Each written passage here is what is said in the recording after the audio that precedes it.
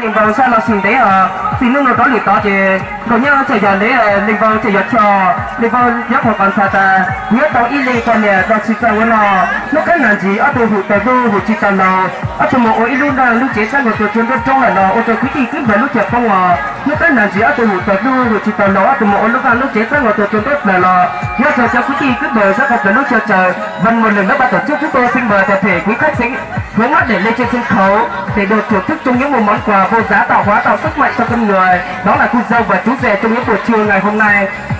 Đã chọn là một năm chỉ chọn lấy một ngày chỉ chọn lấy một giờ đẹp nhất của cô dâu và chú rể, tức là 10 giờ 11 giờ 00 phút ngày mùng 2 của tháng 10 năm 2022, tức là ngày 9 của tháng 11 năm Nhâm Dần, tại thôn Văn Cáng và xã Suối Giàng, huyện Văn Chấn, tỉnh Yên Bái.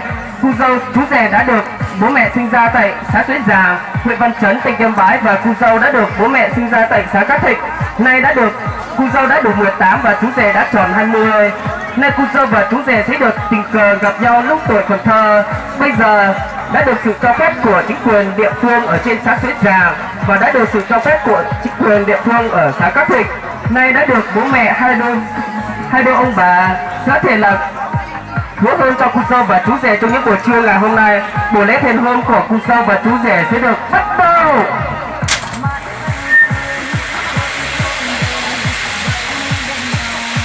Vâng, một lần nữa ban tổ chức tôi xin chúc cho cô dâu và chú rể sống sang tuổi độc lập dân long và chúc cho hai họ được bình lâu một đời. Chúc quý vị khách mời vui tươi hạnh phúc đời đời an khang và tia tay no ấm giàu sang công danh sự nghiệp vững vàng đi lên, và chúc cho đôi lửa vẫn bình tình duyên xuân sẻ trở nên vợ chồng, và chúc cho dâu rể ấm nồng sống sinh quý tử con lồng cháu tiên.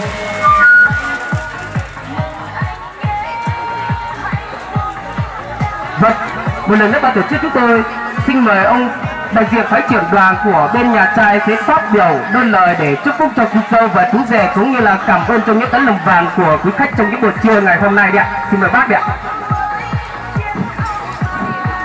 Có vị trí của cháu thì cháu giờ nó cũng lo giờ lâu nó làm được chúng rồi của đại diện cho tăng cò mà bảo luôn này luôn luôn trong nhiều thì năng quá năng ao rồi tổ chức có từ thầy tu thầy nhang thì quyền đó đổi là từ gì tu là tàu tu thầy muốn lại tàu nào tàu t muốn lại thì tàu lại thì chúng có thì tu thầy nhang một là một rồi chúng tôi cứ tin này chàng nó rất là của dự có tôi lưu tổ trong nó thì từ năng lượng còn gió ta rất là trung mùa bỏ làm bỏ nổ tổ tăng ở từ giữa trong sông một trò cho giáo tin này là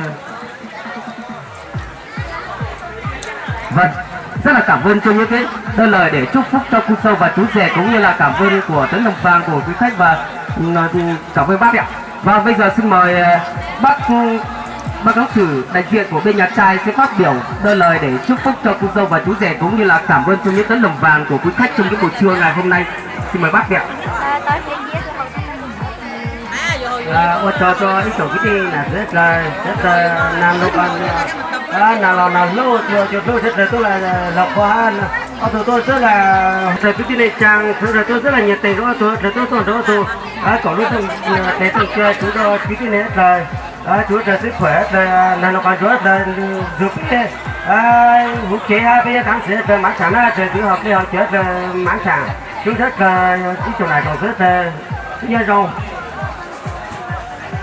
Vâng, rất là cảm ơn cho những đôi lời của bác giáo sư đại diện bên nhà trai trong những buổi trưa hôm nay, rất là cảm ơn bác ạ. Vâng, xin mời hai bác sẽ tiến vào phía trước để bắt tay để nhận dâu và trao rể nhận dâu trong những buổi trưa ngày hôm nay ạ.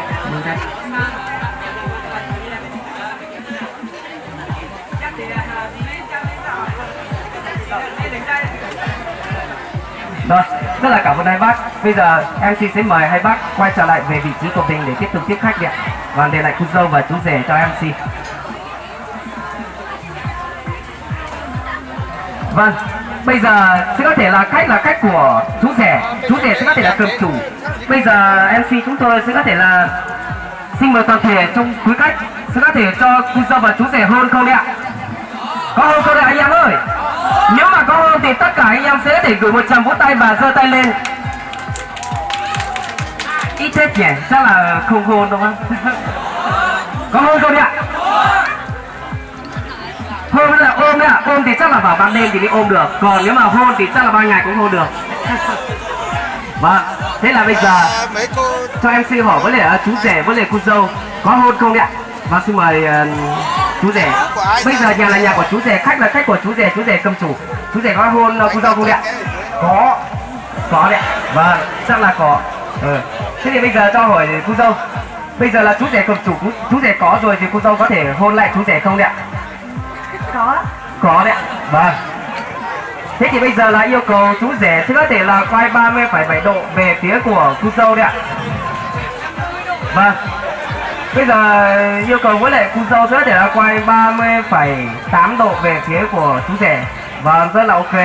Và bây giờ cho hỏi chú rể, cái gì mà nó mềm nhất của cô dâu đấy ạ? Không biết.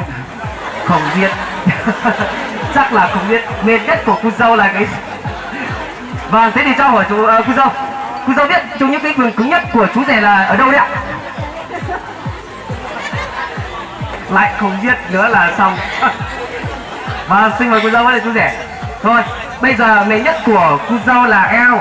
Bây giờ đặt tay vào chỗ eo của cô dâu là ở đâu đấy ạ? Đúng rồi. Vâng, cứng nhất của chú rể đó là vai. Vâng, cô dâu sẽ đặt tay lên vai của chú rể.